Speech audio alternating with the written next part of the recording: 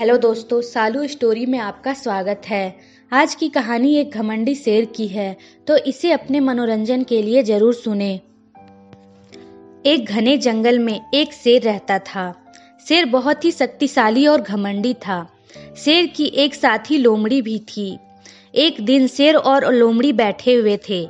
बातों ही बातों में शेर ने कहा, बताओ लोमड़ी, क्या मुझसे भी शक्तिशाली प्राणी है इस जंगल में? शेर की बात सुनकर लोमड़ी बोली, भले ही आप इस जंगल के राजा हैं, किंतु आपसे भी शक्तिशाली और खतरनाक जीव हैं। लोमड़ी की बात सुनकर शेर ने आश्चर्यचकित होकर पूछा, अच्छा, तो बताओ मुझसे शक्तिशाली और कौन है?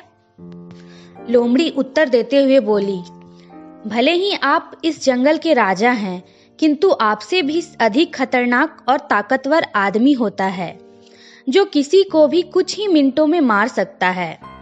लोमड़ी की बात सुनकर शेर को हंसी आ गई। शेर बोला, अच्छा ऐसा है तो मैं अभी तुमको दिखाता हूँ कि शेर अधिक शक्तिशाली होता है या इंसान। उसी समय कहीं से एक लड़का वहां भटकते हुए आ गया। लड़के को देखकर शेर बोला, यह इंसान ही है ना? मैं अभी बताता हूँ कि कौन अधिक शक्तिशाली है। शेर की बात सुनकर लोमड़ी बोली, महाराज, यह आदमी का बच्चा है, इसे मारने में कोई बहादुरी नहीं है। यह तो बच्चा है, अभी इतना शक्तिशाली नहीं है कि आपसे मुकाबला कर सके। शेर ने उस बच्चे को जाने दिया। कुछ देर बाद वहां से एक बूढ़ा आदमी गुजर रहा था। बूढ़े आदमी को देखकर शेर बोला, यह तो आदमी ही है ना? अभी मैं तुमको बताता हूँ हम दोनों में कौन अधिक शक्तिशाली है।